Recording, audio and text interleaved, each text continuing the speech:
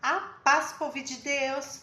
Hoje é o terceiro dos 30 dias em preparação para a nossa total consagração à Virgem Maria, pelo método de São Luís Maria Guignon de Montfort, do livro Tratado da Verdadeira Devoção à Santíssima Virgem.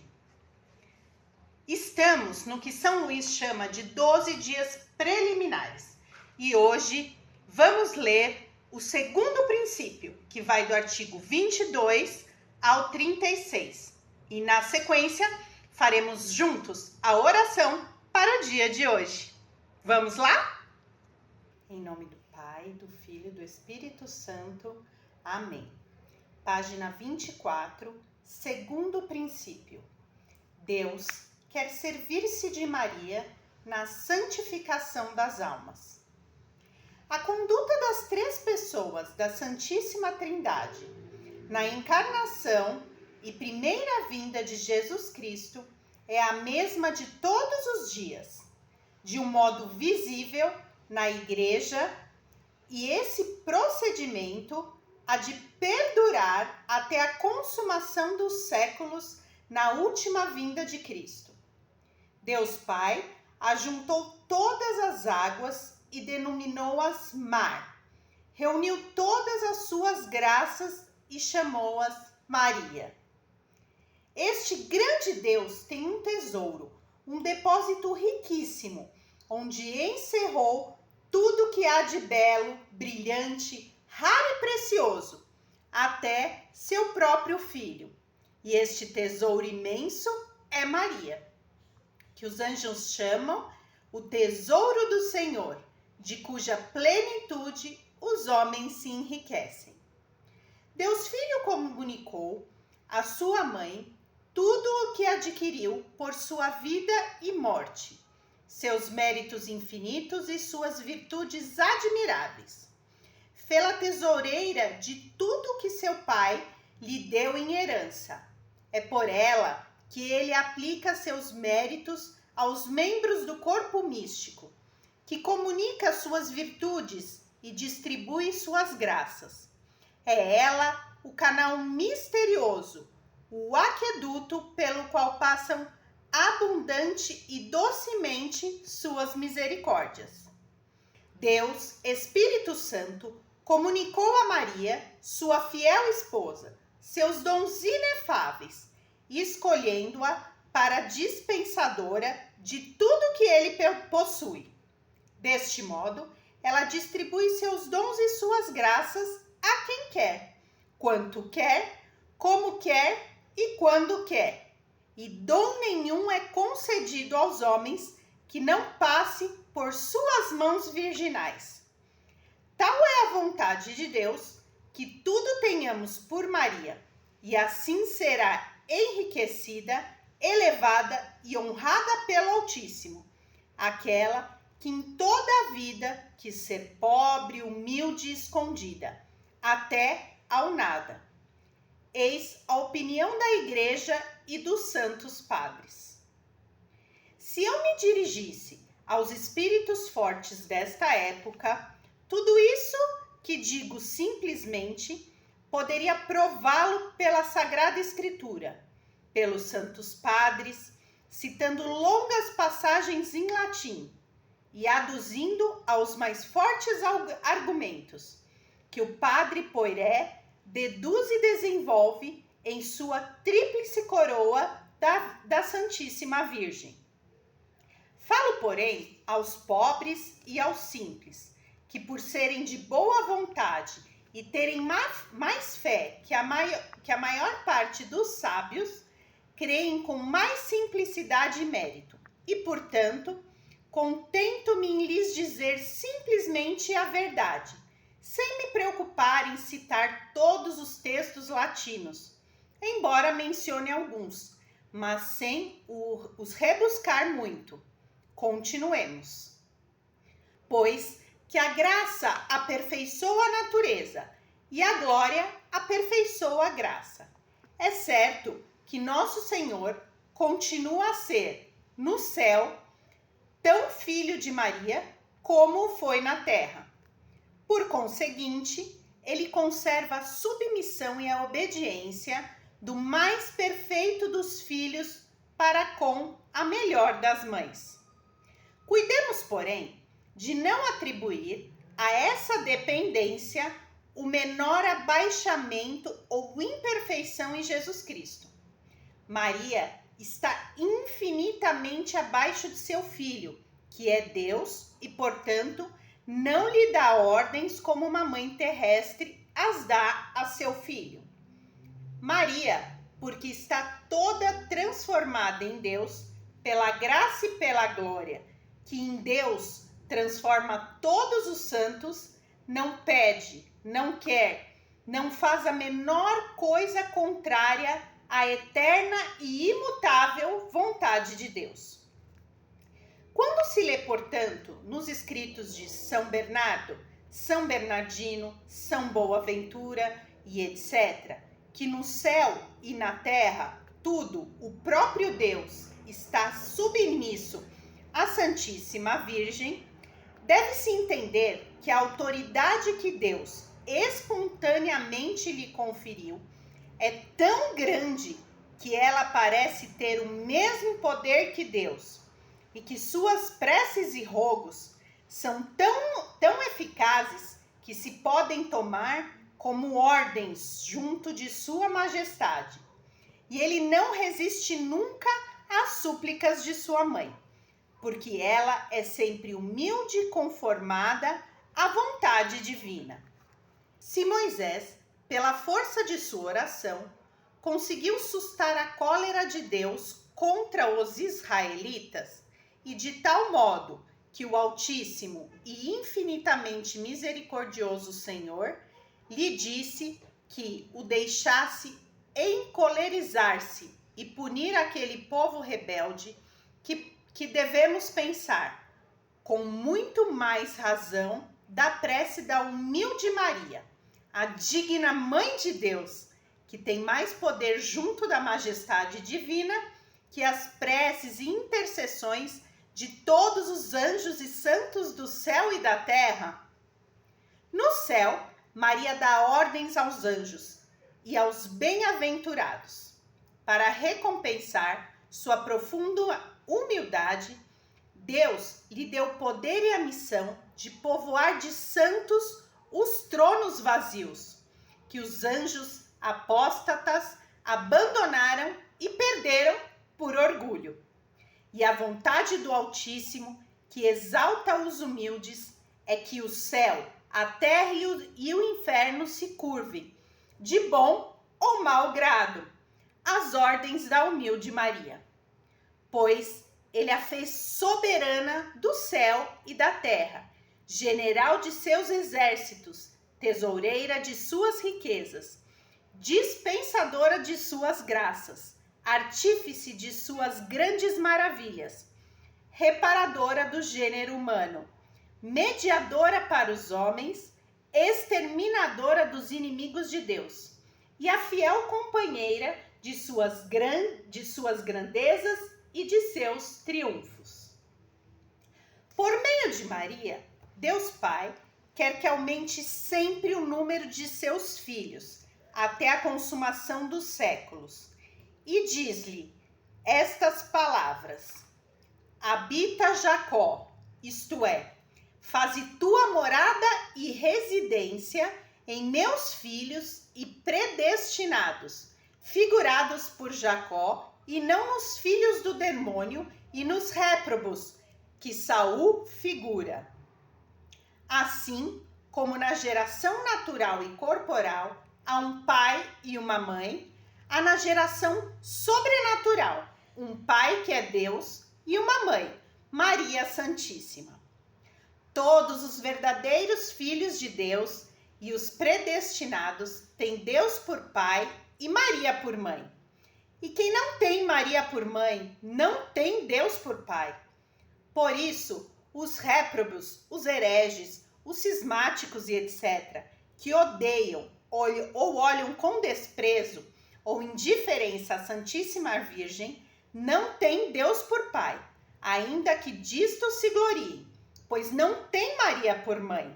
Se eles a tivessem por mãe, haviam de amá-la e honrá-la, como um bom e verdadeiro filho ama e honra naturalmente sua mãe, que lhe deu a vida.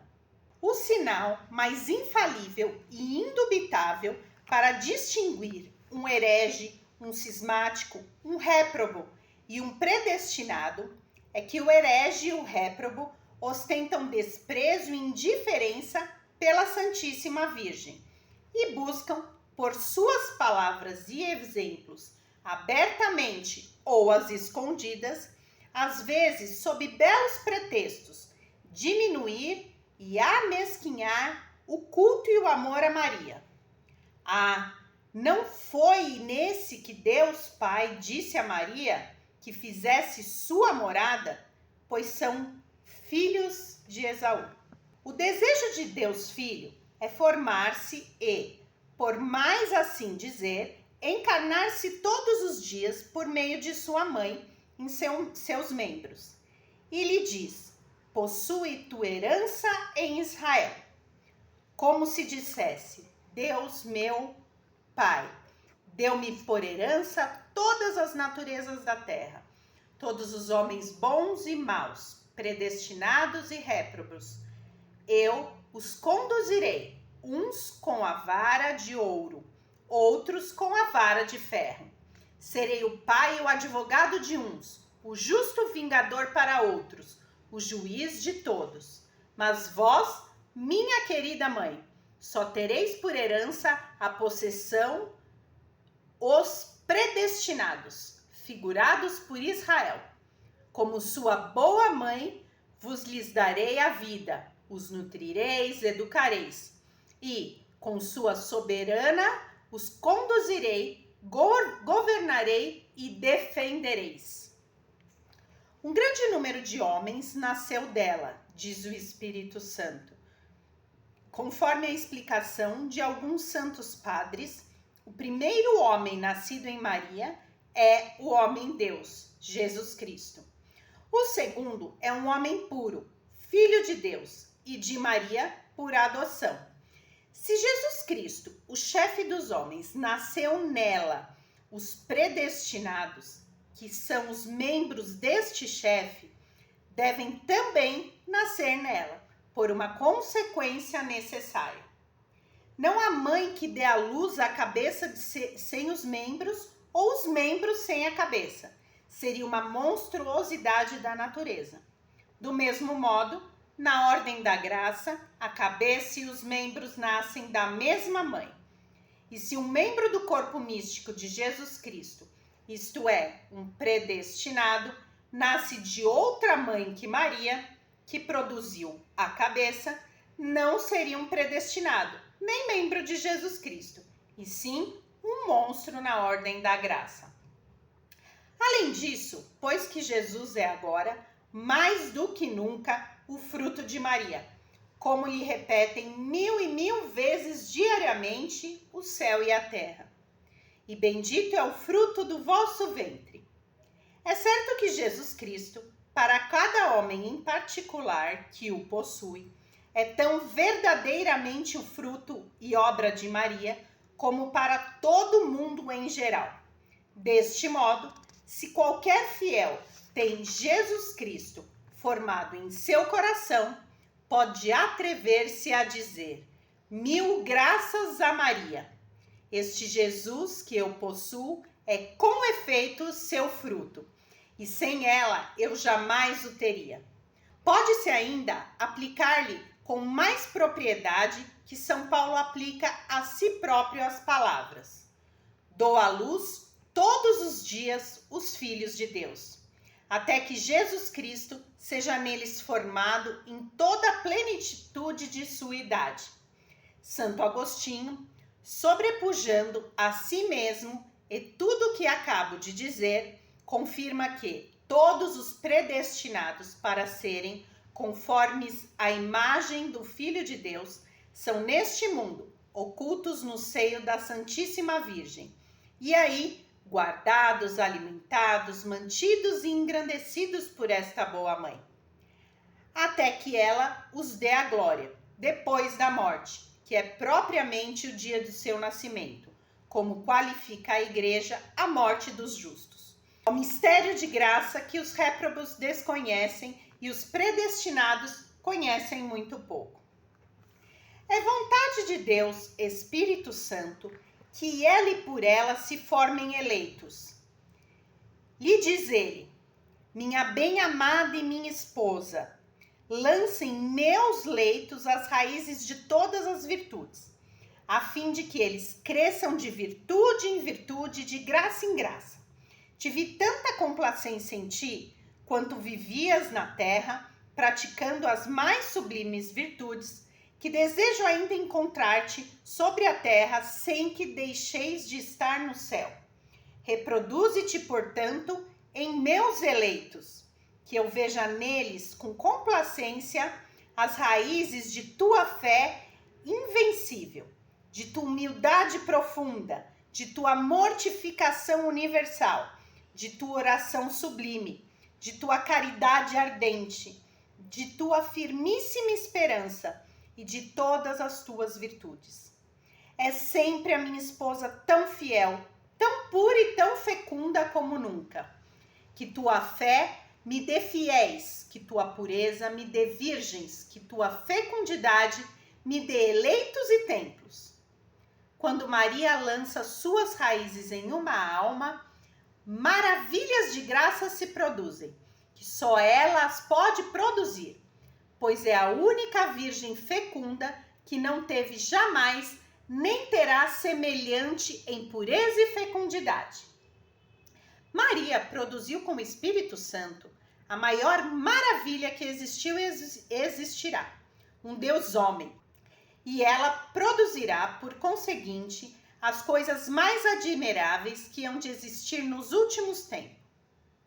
A formação e a educação dos grandes santos que aparecerão no fim do mundo lhe está reservada, pois só esta Virgem singular e milagrosa pode produzir, em união com o Espírito Santo, as obras singulares e extraordinárias.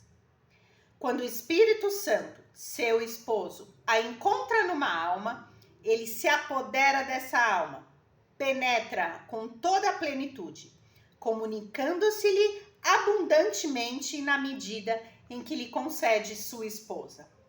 E uma das razões por que hoje em dia o Espírito Santo não opera nas almas maravilhas retumbantes é não encontrar ele uma união bastante forte entre as almas e sua esposa fiel e inseparável. Digo esposa inseparável porque, depois que este amor substancial do Pai e do Filho desposou Maria para produzir Jesus Cristo, o chefe dos eleitos, e Jesus Cristo nos eleitos, nunca a repudiou, pois ela tem sido sempre fiel e fecunda. Apêndice: 12 dias preliminares empregados em desapegar-se do espírito do mundo. Veni Creator. Vem, ó Criador Espírito, as almas dos teus visita, os corações que criastes, enche de graça infinita. Tu Paráclitos és chamado, dom do Pai Celestial, fogo, caridade e fonte, viva unção espiritual. Tu dás septiforme graça, dedo és da destra paterna, do Pai solene promessa, das forças da voz superna. Nossa razão esclarece, teu amor no peito acende, do nosso corpo a fraqueza, com tua força defende. De nós afasta o inimigo, dá-nos a paz sem demora, guia-nos e evitaremos tudo quanto se deplora. Dá que Deus Pai e seu Filho, por ti nós bem conheçamos, e em ti, Espírito de ambos, em todo tempo creiamos. A Deus Pai se dê a glória, e ao Filho ressuscitado, Paráclito e a ti também, com louvor perpetuado. Amém. Enviai o vosso Espírito e tudo será criado, e renovareis a face da terra. Oremos. Ó Deus, que instruíste os corações dos vossos fiéis com a luz do Espírito Santo, concedei-nos que no mesmo Espírito conheçamos o que é reto e gozemos sempre as suas consolações. Por Cristo nosso Senhor. Amém. Ave Maris Stella. Ave do mar estrela, de Deus mãe bela, sempre virgem da morada, celeste e feliz entrada. Ó tu que ouviste da boca do anjo a salvação, dá-nos paz e quietação, e o nome de Eva troca. As prisões aos réus desata, e a nós cegos alumia. De tudo que nos maltrata, nos livra o bem nos granjeia. Ostenta que as mães fazendo, que os rogros do povo seu, ouça aquele que nascendo, por nós quis ser filho teu. Ó Virgem especiosa, toda cheia de ternura, extintos nossos pecados, dá-nos pureza e brandura. Dá-nos uma vida pura, põe-nos em via segura, para que a Jesus gozemos e sempre nos alegremos. A Deus Pai veneremos, a Jesus Cristo também, e ao Espírito Santo demos, aos três, um louvor. Amém. Ficamos por aqui hoje e amanhã nos vemos novamente. Fiquem com Deus.